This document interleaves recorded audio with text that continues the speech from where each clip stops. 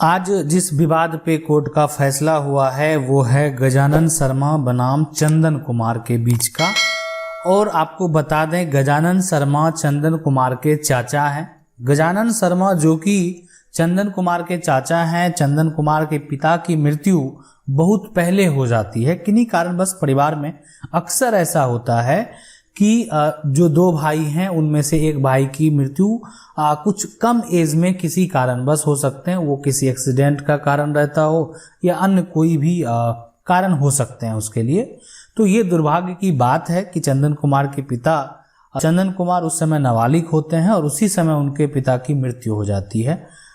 बहुत पहले ही हो जाती है और उस समय तक परिवार में किसी तरह का कोई बंटवारा नहीं होता है। अक्सर ऐसा देखा जाता है कि दो भाई एक तरह से जॉइंट फैमिली में तब तक रहते हैं जब तक उनके बच्चे बालिग नहीं हो जाए। मतलब पिता के अगर दो बेटे हैं और दो बेटे हैं तो दोनों बेटे के जो बच्चे होते हैं अगर छोटे छोटे होते हैं, मतलब वो फैमिली, तो वहाँ पे प्रॉपर्टी जो होता है वो अलग नहीं ही होता। ज़्यादातर केस में ऐसा देखा जाता है। जब तक उनके बच्चे बालिग हो जाते हैं, बड़े हो जाते हैं, बच्चों की भी शादी हो जाती है तो परिवार धीरे धीरे खुद ही अलग हो जाता है।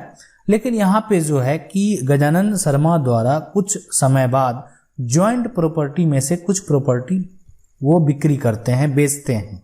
मतलब बहुत सारी प्रॉपर्टी होती है, उसमें से जो चंदन कुमार के चाचा हैं, एक तरह से परिवार जॉइंट में है और चाचा ने कारण रहा होगा। चंदन कुमार जो है, जो भतीजे हैं, उनका कहना है कि उनके चाचा अपने बच्चे को बाहर पढ़ने भेजने के लिए और अपनी बेटी की शादी करने के लिए उन्होंने प्रॉपर्टी को बेचा। लेकिन चाचा का ऐसा कहना नहीं था। चाचा की ऐसी जो है दलील सामने आती है कि चाचा जो प्रॉपर्टी बेचे हैं वो परिवार का जो भरण पोषण है उसके लिए उन्होंने बेचे, इसलिए कि उनकी आर्थिक स्थिति उतनी अच्छी नहीं थी। मामला जो भी हो, लेकिन यहाँ पे समझने वाली बात है, जमीन की प्रॉपर्टी की बिक्री होती है। गजानन शर्मा द्वारा जो है प्रॉपर्टी को सेल कर दिया जाता है। लेकिन चंदन को भी इस प्रॉपर्टी की बिक्री की जानकारी होती है, ऐसा नहीं कि उसकी जानकारी नहीं होती। उनको पता होता है कि उनके चाचा ने जो है प्रॉपर्टी, ज्वाइंट प्रॉपर्टी में से कुछ जमीन उन्होंने बेचे हैं और वो अपनी बेटी की शादी के लिए और जो है बच्चों की पढ़ाई के लिए उन्होंने बेचे। कोई ऑब्जेक्शन नहीं होता, इसलिए कि परिवार में आपस समझौता है और गजानन शर्मा खुद उस जमीन को, प्रॉपर्टी को बेचते हैं और खुद उसको रजिस्ट्री भी करते हैं, खुद उसको बेचते हैं, रजिस्ट्री करते हैं और दूसरा व्यक्ति जो है उस पर दखल भी करता है। मामला बीतता गया, मतलब ये जो है इसके कई साल बीत गए, 2-3 साल 4 साल बीतने के बाद, मतलब मामला जो है बीतने के बाद। लेकिन ये है कि उस समय परिवार में सहमति थी, किसी भी प्रकार का कोई भी दिक्कत नहीं हुआ। उनको लगा कि चाचा अपने हिस्से की प्रॉपर्टी की बिक्री किए हैं और इसलिए उन्होंने किसी भी तरह से आपत्ति नहीं जताई। स्वाभाविक है, परिवार में ऐसा अक्सर होता है कि अगर कोई अपनी प्रॉपर्टी अपने हिस्से की बेच रहे हैं, वो भी चाचा हैं, भाई हैं, जो भी हैं, तो अपने हिस्से से अगर वो खुद बेच रहे हैं, खुद अपनी प्रॉपर्टी, पैतृक संपत्ति है, खुद वो रजिस्ट्री कर रहे हैं, तो वो उनका अपना हक है, वो बेच सकते हैं और उनका अपना अधिकार है, तो वो उसके लिए स्वतंत्र है। ठीक है, तो उनके द्वारा किसी भी तरह का कोई भी आपत्ति नहीं जताया गया। लेकिन जब परिवार में बंटवारा होता है, जब परिवार में बंटवारा शुरू हुआ, विवाद शुरू हुआ, तो चंदन के चाचा ने बिक्री की गई संपत्ति पारिवारिक खर्च और अन्य खर्च के हिसाब से चंदन को इस प्रॉपर्टी का हिस्सा नहीं दिया गया और बाकी सभी का लगभग दिया गया। वो भी एक तरह से संतोषजनक नहीं था। जैसे कुछ ऐसे कीमती प्रॉपर्टी थे जिनका जो है एक तरह से जो साइड कीमती होता था, गजानन जो चंदन के चाचा हैं वो अपने हिस्से में रखने का प्रयास करते थे और रखते थे। और तो ये ऐसे भी जो मामले हैं और जो बिक्री की हुई प्रॉपर्टी है, जो मेन मुद्दा था वो भी एक था कि यहाँ पे जो बिक्री की गई प्रॉपर्टी है उसको चाचा के द्वारा ऐसा दलील किया गया कि भाई के मौत के बाद जो एक तरह से भरण पोषण का जो खर्च है, पारिवारिक जो खर्च है और जो भी हो, उनका अपना एक स्टेटमेंट है, उनका एक कहना है, उसके लिए उन्होंने जो है उन आर्थिक स्थिति सही नहीं होने के चलते उन्होंने उस प्रॉपर्टी को जो है बेची। लेकिन चंदन कुमार का ऐसा कहना नहीं था। चंदन कुमार का कहना था वो अपने बच्ची की शादी के लिए और अपने जो है बच्चों के बाहर एजुकेशन के लिए, बाहर भेजने के लिए, जो पढ़ाई के लिए बाहर भेजने के लिए उन्होंने उस संपत्ति को बेची। और उसके एवज में उसको हिस्सा मिलना चाहिए, जो कि चंदन कुमार को हिस्सा नहीं दिया गया। बाकी उसके अलावा ही सारा जो है जगह में हिस्सा दिया गया।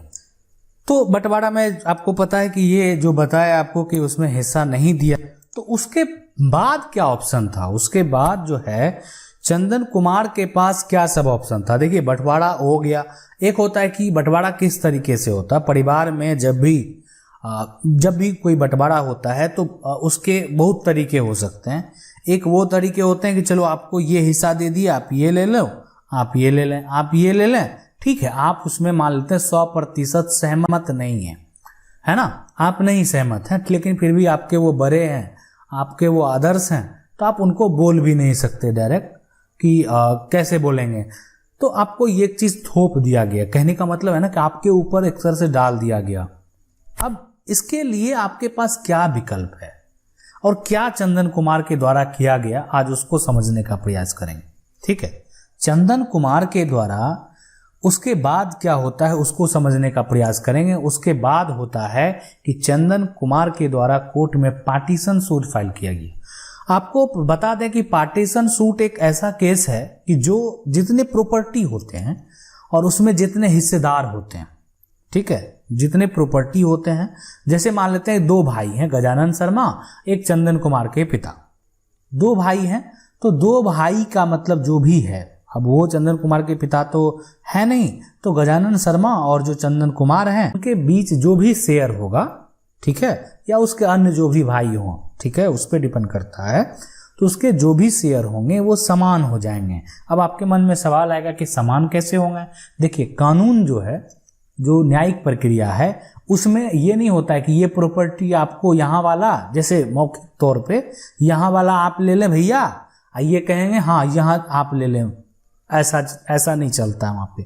वहाँ पे एक प्रॉपर्टी है और उसका सीधा जो है, अगर मान लेते हैं आगे से रास्ता है, तो इसको इस तरीके से 2 टुकड़ा कर दिया जाएगा, एक आपको दे दिया जाएगा, एक उसको दे दिया जाएगा। अब वो छोटा हो, लंबा हो, चौड़ा हो, ये आप पे डिपेंड करता है। इसलिए कि अगर आप उसको मानने से इनकार कर रहे हैं, मान लेते हैं कोर्ट ने ऐसा निर्णय किया कि आप यहाँ वाली ले लें, आप यहाँ वाली, लेकिन आप उसके आपके वकील उसको मानने से इनकार कर रहे हैं, तो आखिर क्या ऑप्शन है कि जो भी प्रॉपर्टी है उसको हाफ हाफ कर दिया जाए, सीधी सी बात है, यही एक ऑप्शन बचता है ना।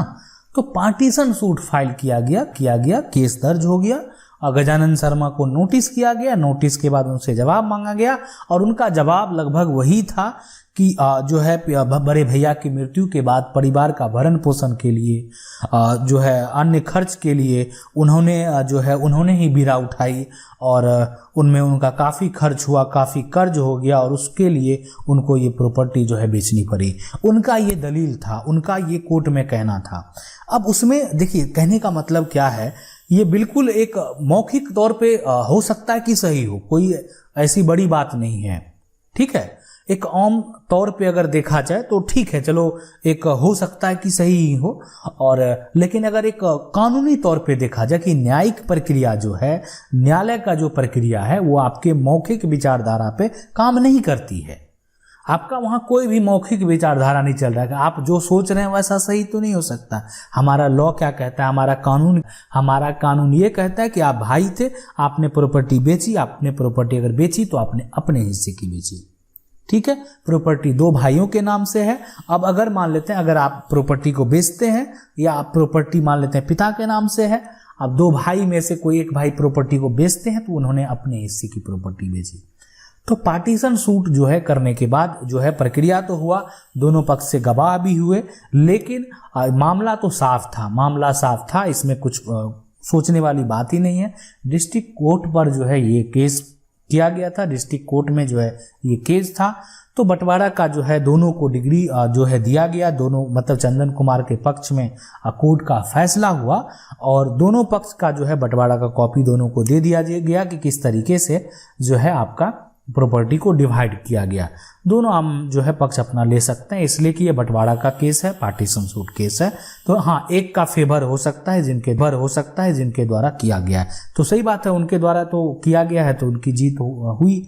लेकिन गजानन शर्मा फिर भी नहीं रुके। देखिए, डिस्ट्रिक्ट कोर्ट के बाद होता है कि अगर आप उससे संतुष्ट नहीं हैं, उस फैसले से संतुष्ट नहीं हैं, तो आप जो है हाई कोर्ट जा सकते हैं। तो गजानन शर्मा के ने फिर जो है उसके बाद बंटवारा को गलत बताते हुए उन्होंने याचिका हाई कोर्ट में दायर की, लेकिन कोर्ट ने उस याचिका को जो है खारिज कर दिया और डिस्ट्रिक्ट कोर्ट के फैसले को सही ठहराया, सुरक्षित रखा। देखिए मामला तो यहाँ साफ था, अब उसको आगे बढ़ाने का कोई मतलब ही नहीं है, मामला सिर्फ बंटवारा का था। आशा करते हैं वीडियो अच्छा लगा होगा। वीडियो अच्छा लगा वीडियो को लाइक जरूर कर दीजिएगा। चैनल को पहली बार देख रहे हैं तो सब्सक्राइब करके जो बेल आइकन है उसको जरूर दबा लीजिए। हम ऐसे ही वीडियो आपके लिए लाते रहेंगे। मिलते हैं अगली वीडियो।